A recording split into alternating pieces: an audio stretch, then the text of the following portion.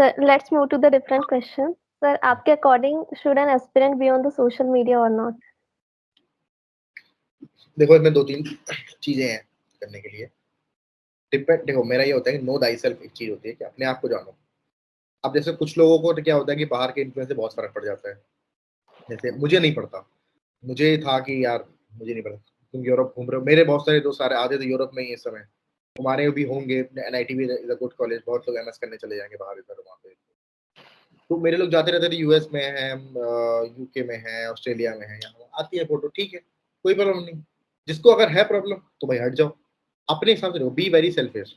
तुम्हें अगर कोई चीज नेगेटिव इन्फ्लुएंस कर रही है हट जाओ वहाँ से, टाइम वेस्ट कर रही है हट जाओ वहाँ से। मैंने, अब देखा जाए, मैंने पिछले अटेम्प्ट में बहुत, मैं कहीं नहीं था तो मेरा नहीं हुआ, इस बार मैं इंस्टाग्राम पे भी था तो हो गया।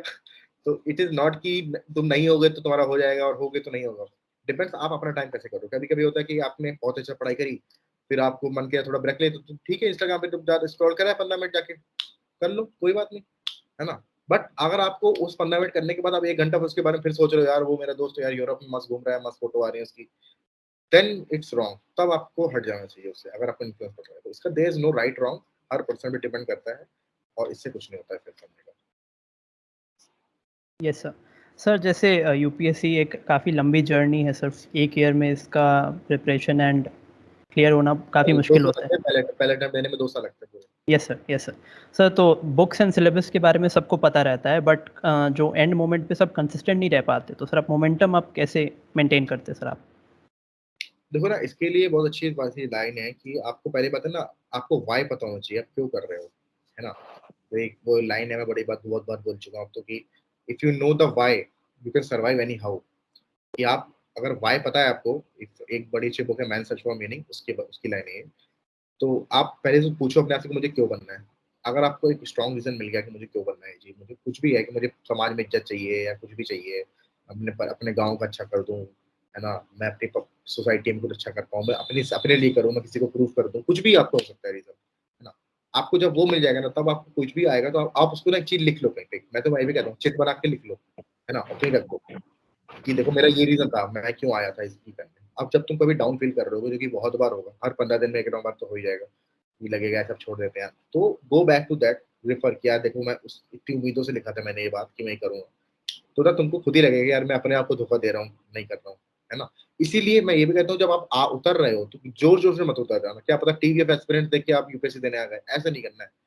लोग करते हैं कि या पेरेंट्स के प्रेशर में आके देने आ गए, ऐसा करोगे तो कभी नहीं होगा सिलेक्शन, जब तक इनर कॉलिंग नहीं आएगी ना तब तक। वरना क्योंकि इस एग्जाम के फेज पीरियड में, पूरी जर्नी में इतने फेलियर मिलेंगे, मतलब एग्जाम में नहीं, टेस्ट सीरीज में फेलियर मिल जाएंगे इतने, तुम पढ़ के नंबर ही नहीं आया उसमें, तो पढ़ा तुमने फिर भी नंबर नहीं है, पता नहीं क्या क्वेश्चन पूछ लिया उन्होंने, इतने फेलियर मिल जाएंगे कि आपको हर बार लगेगा यार छोड़ देते हैं यार, कुछ और कर लेते हैं, और देखो अच्छे कॉलेज से हो तुम लोग को जॉब भी मिल जाएगी तुरंत, है ना, जॉब भी मिलने का है, प्लान भी बहुत लोग का होता है ना।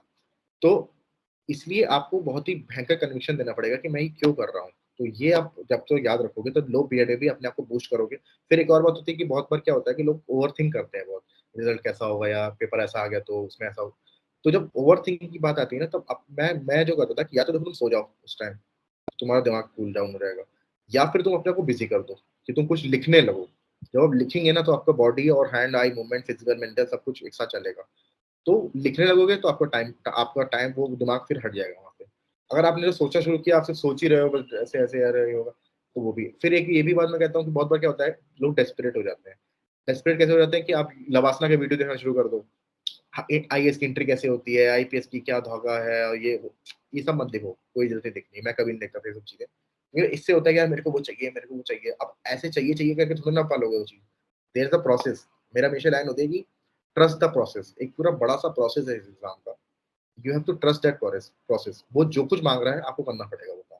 अगर एक भी जगह आपने नहीं किया तो आपको निकाल देगा वो, क्योंकि आपके ऐसे 50 लोग और बैठे हैं जो बिल्कुल वही वही कर रहे हैं जो आप भी कर रहे हैं, तो आपको 51st काम करना ही पड़ेगा अलग से कि आप आगे बढ़ पाओ। इसलिए आपको कुछ भी हो जाए आपको मोटिवेटेड रखना है और अंदर से मोटिवेटेड रखना है कि मैं करके दिखाऊंगा, मुझे वो चाहिए। और ट्रस्ट मी, अब मैं इधर आ गया हूँ इस साइड, तो बहुत अच्छी फील होती है। ये फील सब सारे दुख और सारे दर्द से जो कि मैंने बहुत एक्सपीरियंस करे हैं उससे ऊपर ही होती है ये चीज, है ना। तो हमेशा सोचो कि एंड रिजल्ट है वो बहुत अच्छी है, पैराडाइज लैंड है एकदम, तो वहां के लिए हमेशा मोटिवेटेड रहो। Okay, sir. Sir, आपने as an engineer, how and when did you determine that you didn't want to sit for the placement throughout your engineering degree? Sir, आपको आपकी प्रिपरेशन के लिए what motivated you to keep on with your preparation? देखो, मैंने तो starting में मेरा हो गया था कि मैं सिविल सर्विसेज में जाऊंगा, है ना। तो मेरा थोड़ा अलग केस था कि मैं तो प्लेसमेंट में मैंने बैठा ही नहीं था, मैंने रजिस्टर ही नहीं किया था प्लेसमेंट सेल में। ठीक है, तो मेरे तो काफी क्लियर था। नहीं, किसी किसी को नहीं भी क्लियर होता तो नो प्रॉब्लम इन दैट। किसी को मतलब फाइनेंशियल स्टेबिलिटी चाहिए तो जॉब ले लो, 1-2 साल कर लो, थोड़े कमा लो पैसे, फिर आ जाओ यहाँ पे। कोई, मैं बोल रहा हूँ, there is no right time to start. कुछ लोग 12th से स्टार्ट कर देते हैं, है ना। तो वो आते ही इंजीनियरिंग करते ही नहीं है, वो जाके डीयू में बीए का ये करेंगे, वो भी अच्छी बात होती है, करो। तो आप जब रेडी हो तब आपको मतलब ये है कि मैं कि भाई घर में इतना पैसा नहीं है, थोड़ा पैसे वैसे कर लें, फाइनेंस अपने आप कुछ करना चाहेंगे, ठीक है, नो प्रॉब्लम। अपने आप को जानो ना, नो दाइसेल्फ, अपने आप को जानो, जो हमारे घर में क्या स्टेटस है, क्या सिस्टम है। तो अपने आप को थोड़ा फाइनेंशियल स्टेबल करो 2 दिन। अभी मेरा कल ही एक दोस्त का मतलब एक लड़का आया, मुझसे बात ऐसे मैसेज किया था। अब he is 29 as of now, और वो केपीएमजी में काम कर रहा है, आईएम, शायद आईएम कैलकाटा से कर रखा है, और अब वो स्टार्ट करने वाला है। उसका वही था कि थोड़ा पैसे वैसे कमा ले, उसके बाद करेंगे अभी भी। तो ठीक है, वो भी सही है। अब उस बंदे ने अपने आप को जाना, वरना ना डिप्रेशन होने लगेगा कि घर में भी पैसा नहीं है, बिल्कुल घर से भी प्रेशर बन रहा है, यहाँ तो हो नहीं रहा, तो और प्रेशर। इसलिए आप स्टेबल कर लो। तो इसलिए मैं कह रहा हूँ, जब आप भी आप रेडी हो तब करो। और मोटिवेशन तो यार देखो वही होता है कि मोटिवेशन क्या होता है कि it is the toughest exam in the exam. मेरा ही मोटिवेशन था। तो मैंने इसको एज अ चैलेंज लिया था कि यार अब तो मैं इसको करूंगा, क्योंकि ये इतना टफ है, इसलिए मुझे करना है ना, कि इतना कुछ तो है इसमें।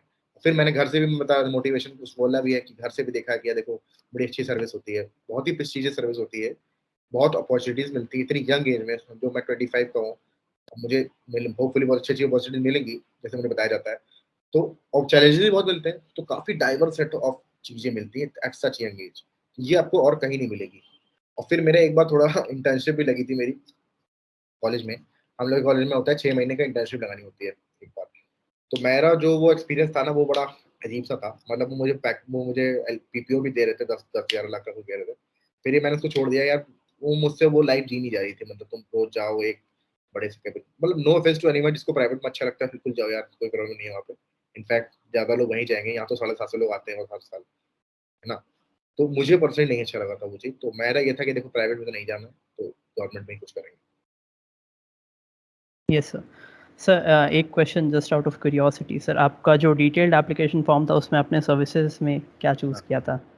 मेरा था आईएएस, आईएफएस, आईपीएस, आईआरएस, फिर आईएएस। ठीक है, ओके, काफी ओके, स्टैंडर्ड था, मेरा काफी स्टैंडर्ड था। बल्कि मैं ओके। आईएफएस को भी नंबर 1 रखने वाला था, लेकिन फिर वो एंड में चेंज कर दिया मैंने। रख देते तो आज मुझे आईएफएस मिल गया होता। Yes sir. सर आपकी जो ये 4 या 5 साल की जो आपने जर्नी एक्सप्लेन की है सर, इसमें आपने मतलब आपने क्या सीखा है एज़ अ लाइफ लेसन, जो एक्चुअली सब लोग यूज़ कर सकते हैं उसको?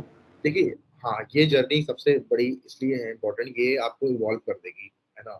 आप जब घुसते हो तो कॉलेज के निकले हुए 21 साल के एकदम प्यारे से बच्चे टाइप में निकलते हो, हरामी भी थोड़े निकल के निकलते हो एकदम, है ना। फिर ना इस जर्नी में जब आप आते हो तो आपको ना समझ में आता है कि भाई ग्राउंडेड रहना चाहिए, ज़्यादा उड़ो नहीं। जो भोपाल कॉलेज में था ना, वो कॉलेज के बाद ही उन्हें रंग दे बसंती का था कि इस तरफ डीजे की जो वैल्यू कॉलेज के गेट के इस तरफ है, वो बाहर कोई डीजे को जानता भी नहीं, वो आप फील करोगे। आप कॉलेज के खूब प्रेसिडेंट हो, कुछ भी हो, जब बाहर आओगे यूपीएससी की जर्नी में खासतौर से आओगे, यू आर नोबडी। आपके बगल में क्या पता कोई बहुत बड़ा 29 ईयर्स का बैठा हो, क्या पता 21 साल का बंदा बैठा हो, सब आपके साथ कम्पीट कर रहे हैं, है ना। तो आप सबके बराबर हो गए। और सेकंड बहुत बड़ी जो पॉइंट है ना, वो लाइफ लेसन जो मैं मानता हूँ वो है कि कंट्रोल द कंट्रोलेबल। एक चीज होती है कि जो चीज आपके हाथ में है ना कंट्रोल, वही कर सकते हो आप कंट्रोल। आप जो चीज आपके हाथ में है ही नहीं, वो उसके बारे में चिंता मत करो। जैसे क्या, एक सिंपल से बात है, रिजल्ट आपके हाथ में नहीं है, आपके हाथ में है एफर्ट डालना, कि आप एफर्ट डाल लो। इसलिए जब भी आप एग्जाम भी देने जाता था, मैं भी और जो भी जिससे भी कहूंगा, जबकि मैंने इस अटेम्प्ट में सीखा है, तो इसलिए मत जाओ कि मुझे यार इसमें इतने नंबर लाने ही है, ऐसे में मैं 140 नंबर लाऊंगा, इसमें इतने नहीं। आप ये सोच के जाओ कि मैं देखो अपने आप को सेटिस्फाई करके आऊंगा। मैं वहां जाऊंगा, मैं जो एक प्लान लेके जा रहा हूँ, मैं वो प्लान को एग्जीक्यूट करके आऊंगा। बस खुद को सेटिस्फाई कर लो, फिर बाकी भगवान पे छोड़ दो। एक चीज होती है, भगवान पे छोड़ दिया जाता है। तो don't worry about the thing जिसपे आपका कंट्रोल नहीं है। अब मान लो आप जा रहे हो, आपको ऐसी हो यार, कुछ लोग ना ओवर थिंक करते हैं, यार उस दिन ऐसा हो गया तो मैं बीमार पड़ गया तो क्या होगा, इसी बारे में सोच रहे हैं, तो अभी से पगलाए जा रहे हैं कि भाई ये अच्छे अच्छे रहना है। तो जो कंट्रोल में है आपके, वो करते रहिए कंट्रोल। और ये लाइफ में भी हर बार आपके कंट्रोल में नहीं होगी। मान लो उनने कोई आपने खूब पढ़ा इकोनॉमी, बहुत स्ट्रॉन्ग पॉइंट है, मेरा दोस्त है उसका इकोनॉमिक्स ऑप्शनल है, फिर भी उसको पता नहीं क्या हुआ, उसका जीएस में बहुत कम नंबर आए। अब ये चीज अनकंट्रोल चीज है कि यार समझ ही नहीं आया उसको कैसे करें, लेकिन ठीक है उसने वही किया कि यार मैं दोबारा करूंगा, मैं यही चीज और अच्छे से करूंगा। ये नहीं कि उसके बारे में सोचने के बैठ गए या फिर डर गए इससे कि मेरा भी कहीं ऐसा हो गया तो वो चीज आपके हाथ में नहीं है, आपके हाथ में एफर्ट डालना, एफर्ट डालिए। गीता की भी यही है, कर्म करो परीक्षा फल की चिंता मत करो। तो ये लाइफ में आपको ये जर्नी सिखाए देगी, इतना भी पढ़ के जा रहे हो नंबर नहीं है, कोई नहीं है तो नहीं है, क्या कर सकते हैं, आगे बढ़ो। फिर जो जैसे लोज आएंगे, लोज में भी हमेशा एक पॉजिटिव इमेज देखो, पॉजिटिव सीट देखो, सीधा silver lining in the cloud. तो वो बहुत इंपॉर्टेंट है कि अभी कभी जैसे खराब भी परफॉर्मेंस चल रही है, फिर भी देखो मैं कहाँ इंप्रूव कर सकता हूँ, हर समय देखो कहाँ अपॉर्चुनिटी है करने के लिए। तो वो भी एक बहुत बड़ी लर्निंग है जो कि लाइफ में बहुत काम आएगी। Yes sir. Sir thank you sir जो आपने हमारे क्वेश्चंस के आंसर किए। सर हम ऑडियंस से 2-3 क्वेश्चंस जो चैट में डाले वो एक बार ले लेते हैं। हाँ सर, एक क्वेश्चन है कि how many hours do we have to study daily? ये क्वेश्चन सबका रहता है। हाँ मैं बताता हूँ, देखो बहुत ही सिंपल आंसर है इसका वैसे तो। आप 8 से 9 घंटे अगर डेली पढ़ रहे हैं, और एम्फेसिस ऑन डेली, डेली मतलब डेली, कुछ भी हो जाए, घर में शादी बारात हो जाए, बच्चे की पार्टी मुंडन कुछ भी हो रहा है ना, ये नहीं छोड़ना है। छुट्टी तो होती नहीं कोई, आपकी छुट्टी तब होती है जब आपके दिमाग में इन्फॉर्मेशन जाना बंद हो जाए। होता है, वो भी आएगा फेस कि साला समझ ही नहीं आ रहा है कि क्या क्या लिखा है। तो 8-9 घंटा पढ़ो, लेकिन ये नहीं मैं कह रहा हूँ 8-9 घंटे के बाद अब एकदम ही कट ऑफ हो गए, आप पार्टी करने चले गए, वो नहीं करना है। आपको यूपीएससी वाली फील हमेशा लेती रहनी है कि न्यूज़ भी देख रहे हो तो हमेशा थोड़ा यूपीएससी पॉइंट ऑफ व्यू से देखो। कुछ न्यूज़ कहीं पढ़ी या कुछ किसी की बातें सुनी, यार इसको मैं जीएस4 में एग्जाम्पल डाल सकता हूँ, ये बड़ी अच्छी बात करी यार, ये मैं यहाँ लिख सकता हूँ, ये वाली स्कीम यहाँ लॉन्च हो गई। इंस्टाग्राम पे मैं भी बताता हूँ, मैं तो इंस्टाग्राम में था, तो इंस्टाग्राम में भी कुछ कुछ अच्छे पेजेस होते हैं, जैसे बेटर इंडिया करके एक पेज है, उसमें काफी बार अच्छे अच्छे एग्जाम्पल आते रहते हैं।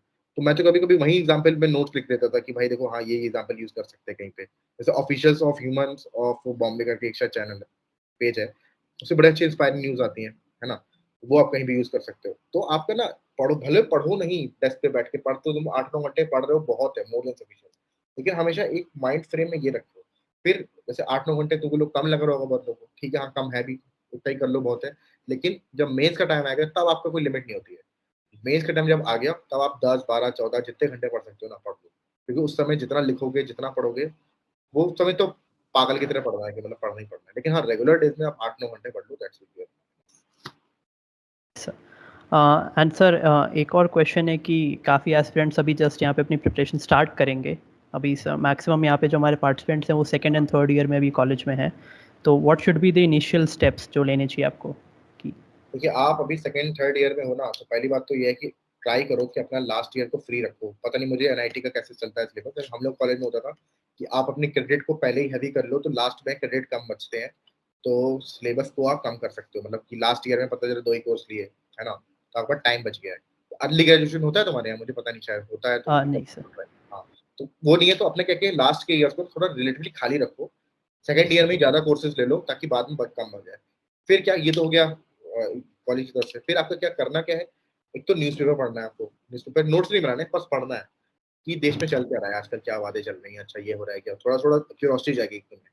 उससे पता तुमको ये भी समझ में आएगा जब तुम न्यूज़पेपर पढ़ोगे कि क्या मुझे सही में करना भी है सिविल सर्विसेज की नहीं, या देखो इतनी सारी चीजें हो रही हैं, मुझे इंटरेस्ट ही नहीं आ रहा है कि सब कुछ पढ़ के कि कोविड कैसे हैंडल किया जाना है, तुम्हें बिल्कुल इंटरेस्ट नहीं आ रहा, तो भाई फिर तुम्हारी चीज नहीं है, क्योंकि तुमको यही काम करना है यहाँ पे, है ना। तो पेपर क्या होता है, गवर्नेंस ही तो है पेपर, पेपर का मतलब ही गवर्नेंस, कैसे गवर्नेंस हो रही है, पेपर पढ़ते रहिए। फिर आप कुछ और बार आगे बढ़ोगे तो वीडियोस देखो, यूट्यूब पे स्टडी आईक्यू को देख लो, उसके काफी आते रहते हैं वीडियो, तो कहीं पे भी कोई भी इंटरेस्टिंग वीडियो आ रहा है तुम देखोगे कि कैसे होता है। जनरल हिस्ट्री के वीडियो देख लो, बहुत अच्छे अच्छे वीडियोस पड़े हुए हैं। फिर थोड़ा और आगे बढ़े तो आप एनसीईआरटी उठा लो, है ना, एनसीईआरटी बहुत ईजी होती है, क्लास 6 से शुरू करनी, 6 से कर लो, वैसे 6 की जरूरत नहीं होती, इतना तो पता होता है। 9 से 12 तक, 9th की तो देखो तुम लोग 2nd-3rd ईयर में आ जाओगे तो 9th क्लास की बुक तो आसानी लगेगी पढ़ने में, अब क्या ही है ना, तो वो पढ़ना है आपको, तो वो इजी बस पढ़ लो, अंडरलाइन कर लो, पढ़ लो, इतना इतना करते रहो, उससे ना आपका एक बेसिक बेस बन जाएगा, है ना। जो भी करना, हिस्ट्री से स्टार्ट कर सकते हो, हिस्ट्री करना है, थोड़ा पॉलिटिक्स कर सकते हो स्टार्ट, बेसिक से कैसे चलती है देश में, क्या फंडामेंटल राइट्स क्या होते हैं, प्रेसिडेंट कौन होता है, ये सब बातें, इतनी इतनी चीज जान लो, है ना। रटो मत कि कौन क्या करता है, बस तुम जानो कि हाँ ऐसा कुछ होता है, सिंपल मेजोरिटी भी कोई चीज होती है, मल्टीपल वो स्पेशल मेजोरिटी अलग चीज होती है ना, वॉइस कमांड क्या होता है, ये सब बातें ना थोड़ा थोड़ा थोड़ा जान लो, ये बहुत इंपॉर्टेंट है। बाकी जब तुम आओगे 4th ईयर में, अगर तब भी तुम्हारे अंदर जोश है कि मुझे करना है, फिर तुम प्रॉपर करो स्टार्ट, फोर्थ ईयर में आके कोई कोचिंग नहीं तो कोचिंग ले लो, या तुम्हें खुद से करना है तो अच्छे से बुक्स लेके आओ, एक बार दिल्ली के चक्कर मारो, तुम्हें बुक्स बुक्स मिल जाएंगी सारी, है ना, कि कौन सी बुक्स लानी है वो लाओ, पढ़ना शुरू कर दो, तो वैसे भी कर सकते हो। ठीक है। Yes sir. एक क्वेश्चन था यहाँ पे कि हाँ, हाउ हिंदी डू में यू हिंदी इवैल्यूएट योर में आंसर्स? इसका एक क्वेश्चन आ रहा है अब्दुल कुमार के, इंटरव्यू हिंदी में दे सकते हैं कि नहीं? हिंदी में बिल्कुल दे सकते हो, तुम मेंस अपना इंग्लिश में लिखो और इंटरव्यू हिंदी में दे सकते हो, और हिंदी में जरूरी नहीं है एकदम ही शुद्ध हिंदी बोलने की, नॉर्मल जैसे बात करते हैं ना वैसे हिंदी लिख सकते हो, कोई प्रॉब्लम नहीं है। सर हाँ, एक और क्या बोले? क्वेश्चन था, how do you evaluate your answers? मतलब आप जब स्टार्टिंग प्रिपरेशन में करते हैं तो यू राइट एन आंसर, तो उसको इवैल्यूएट कैसे करें अपने लेवल वो पे? जब बिल्कुल स्टार्ट में कर रहे हो तो you shouldn't evaluate your answer, बस तुम्हें खुद समझ में आ चाहिए कि देखो मैंने एक आंसर लिख दिया है 250 वर्ड का, है ना, इतना ही काफी है स्टार्टिंग में, पहले तो उतना लिखो। फिर जब आगे आओगे तो तुम अपने आंसर को टॉपर्स के आंसर से कंपेयर करो कि यार इसकी क्या स्टाइल है, इसने ऐसे लिखा है, इसने ये पॉइंट दिए हैं, ये पॉइंट क्यों दिए हैं, इसने ये भी लिखा है, यही पॉइंट क्यों लिखे हैं, ये क्यों नहीं लिखा, कौन से पॉइंट ऊपर लिखे हैं, कौन से पॉइंट नीचे लिखे हैं, ये भी इंपॉर्टेंट होता है। अब जैसे सिंपल सी बात होती है कि कुछ चीज करने के लिए होता है, एक पॉइंट होता है पब्लिक अवेयरनेस जनरेट करनी चाहिए, generate public awareness, but this should not be your first point, because ये इतना जनरिक पॉइंट है, कहीं भी लिख सकते हो तुम, है ना, तो वहां भी प्रायोरिटी करने देना। तो ये सब जब तुम टॉपर्स की कॉपीज देखोगे, उनके और एनालाइज करोगे, तब तुम्हें खुद समझ में आएगा। फिर बाद में आप कोई टेस्ट सीरीज ज्वाइन कर लोगे तो टेस्ट सीरीज वाले करके बताएंगे आपको क्या क्या प्रॉब्लम है ना, बस ऐसे करते जाओ। Yes sir. एक क्वेश्चन काफ़ी रिपीट हो रहा था तो मैं उसको पूछ लेता हूँ, हाँ, वर्ल्ड हिस्ट्री कैसे करना है चाहिए? वर्ड हिस्ट्री का देखो बहुत ही कम आरओआई होता है, रिटर्न ऑन इन्वेस्टमेंट, और सिर्फ मेंस में होती है, वो प्रीलिम्स में आती नहीं है, और इस साल तो मेंस में एक भी क्वेश्चन नहीं आया था उसके बारे में। ठीक है, तो वर्ड हिस्ट्री का बहुत बार तो होता है, वीडियोस बहुत पड़े हुए हैं, वीडियोस देख लो, थोड़ा एक आइडिया लग जाएगा। फिर कोई ना कोई टॉपर्स के नोट्स पड़े रहते हैं, जैसे कनिष्क कटारिया सर का नोट्स पड़े हैं, और अनुदीप सर के भी पड़े हैं शायद नोट्स, वो देख लो, वो उठा लो, वो उतने पढ़ लो ना, वही बहुत है, बहुत डीप में पढ़ने की जरूरत नहीं है। तुम्हें एक किताब अर्जुन सिंह की किताब आती है, किसी की तो आती है वर्ड हिस्ट्री करके, वो पढ़नी तो वो पढ़ लो, बहुत ज्यादा दिमाग में मत लगाओ, बेसिक जो मेन मेन चीजें इश्यूज होते हैं ना उसमें, मेन मेन इवेंट्स हैं, जैसे अमेरिकन रेवोल्यूशन, ये इंडस्ट्रियल रेवोल्यूशन, फ्रेंच रेवोल्यूशन, ये सब चीजें इंपॉर्टेंट हो गई हैं, unification of Germany, unification of फलाना ठिकाना, ये सब चीजें ना, ये चीज देख लो, यूएसएसआर का रोल क्या है, कोल्ड वॉर क्या था, इतना तो देख लो, बहुत डिटेल में जाने की जरूरत नहीं है, वो कभी नहीं पूछते हैं, पूछेंगे भी तो कोई नहीं बता पाएगा इतना डिटेल में। ठीक है, बस। Yes sir, thank you sir. I think हम यहाँ पे क्वेश्चंस पे एंड करते हैं। And Nipendra sir, I would like to call upon Nipendra, the vice chairperson of our club, to give the vote of thanks. Abhinav, could you please confirm if I'm audible? Yes, Nipendra. Okay. Hello. A very good evening, everyone. First of all, sir, Mr. Divyanshu Nigam, sir, we are very delighted to have you here this evening. And on behalf of the Civil Engineering Students Club NIT Patna, I extend a sincere thanks to you कि आपने sir अपनी busy schedule से इतना मतलब time निकाला और यहाँ पर आए और हमें यूपीएससी एग्जाम के बारे में, किस तरह की क्वेश्चंस होती हैं और भी रिलेटेड स्टफ, कैसी स्ट्रैटेजी होनी चाहिए हमारी, ये सब आपने बताया। और सर आपने बहुत ही अच्छे ढंग से सारे पॉइंट्स को एक्सप्लेन किया है, जैसे रिसोर्सेज कौन से हम लोग यूज़ कर सकते हैं, नोट्स कैसे बनाना है, टेस्ट सीरीज कौन सी ज्वाइन करनी है, किस टाइम पे ज्वाइन करनी है, टाइम मैनेजमेंट कैसे करना है। और सर इसमें सबसे बेस्ट जो मुझे पर्सनली लगा सर, आपका ये चेयरफुल एटीट्यूड। सर आप मतलब ऐसा नहीं था कि एकदम सीरियस एनवायरनमेंट आपने बना के रखा, आपने बहुत ही चेयरफुल रखा एनवायरनमेंट को, इंटरैक्टिव रहा बहुत सेशन सर, तो ये भी बहुत अच्छा लगा हमें। और फिर आपने जो ये पॉइंट्स बताए, जैसे सोशल मीडिया करना चाहिए या नहीं चाहिए यूज, इंस्टाग्राम करना चाहिए नहीं करना चाहिए, और फिर सेल्फ मोटिवेटेड कैसे रहा जाए, कि and product is a paradise land, that was the best part sir. कि लोग यही तो भूल जाते हैं, मतलब बस करना है करना है करना है, क्यों करना है ये भूल ही जाते लोग, इसलिए उनको थोड़ा बड़ा लगने लगता है, भाई चीज लगने लगता है। तो ये सर आपने जो बहुत ही यूनिक वे से, इनोवेटिव वे से जो आपने पॉइंट्स रखा सर, बहुत हमें अच्छा लगा। And sir so thank you so much sir. And एक दो चीज मैं बता देता हूँ, मेरे अच्छे क्वेश्चन पूछ रहे हैं लोग, थोड़ा बेचारे के डाउट्स है किसी के। एक तो देखो क्या, इंजीनियरिंग ऑप्शन लेना कंफ्यूजिंग रहता है कि नहीं लेने के लिए, उसका देखो बड़ा सिंपल चीज है, इंजीनियरिंग ऑप्शन तभी लेना जब तुम अपने कॉलेज में एकदम मास्टरी हासिल कर ली इंजीनियरिंग में, है ना। अब तुम्हारा इंजीनियरिंग मतलब कॉलेज में ही तुम्हारा 6 पॉइंटर लगा हुआ है, तो मत लेना, है ना, कोई सेंस नहीं है लेने का, क्योंकि वहां ना तुम्हें देखो सिंपल सी बात है, आईआईटी बॉम्बे के लोग आएंगे वो लेके आते हैं, आईआईटी बॉम्बे, आईआईटी दिल्ली, तो उनसे कम्पीट करना है। तो इंजीनियरिंग ऑप्शन का यही सिस्टम होता है, और उसमें ना पेपर काफी अच्छे लेवल का आता है, कभी कभी एमटेक लेवल का भी आ सकता है, मतलब अच्छा पेपर आता है, तो आपको you should be very good, मतलब तुम टॉप 10 में तो होना चाहिए अपने अपने क्लास पे, तभी लेना। फिर सेकंड क्वेश्चन आया गया कि ये टॉपर्स की नोट्स कहाँ मिलेंगे। नोट्स तो बहुत जगह टेलीग्राम चैनल में मिल जाएंगे तुमको, और टॉपर्स की जो कॉपीज है वो तुम्हारे विजन की साइट पे मिल जाते हैं, और बहुत सारी साइट्स पे मिल जाते हैं, तुमको ढूंढने चाहोगे विजन की साइट पे तो मिल ही जाते हैं चीजें। ठीक है, और इसका क्या था, कंसिस्टेंसी के लिए भाई देखो, तुम्हारे अंदर विल पावर होगी ना तभी कंसिस्टेंट रह पाओगे। कितना भी देखो तुमको करना ही है, मतलब जिद मान लो कि करना ही करना है, कुछ कर नहीं सकते इसके बारे में, ठीक है। बाकी चलो ठीक है, बाकी तो फिर नॉर्मल बातें होती रहेंगी, बाकी चैलेंज वाइन कर लेना तो मिल जाएगा तुमको और चीजें जो चाहिए हो, ठीक है। चलो भाई। Yes sir. And Yes, sir, thank- कि ये वेबिनार बहुत बेनिफिशियल रहा होगा सभी के लिए जो एक्चुअली में प्रिपेयर करने की सोच रहे हैं, एंड एक्चुअली जिन्हें नॉलेज नहीं हो इस एग्जाम के बारे में कि पर्टिकुलरली क्या नॉलेज होनी चाहिए इस एग्जाम के बारे में, तो वो सब मिली होगी। And sir, we have attendees from NIT Patna and other colleges as well from across the nation. So thank you everyone for attending this webinar and making it a successful one. And also the CSC team, which has worked well and hard for the smooth conduction of this event. So once again, thank you so much, sir. Thank you everyone. Have a great day ahead. चलो, bye bye. Thank you so much, sir. All the Thank you, best. sir. Bye, sir. Thank you, sir. Bye. Thank you.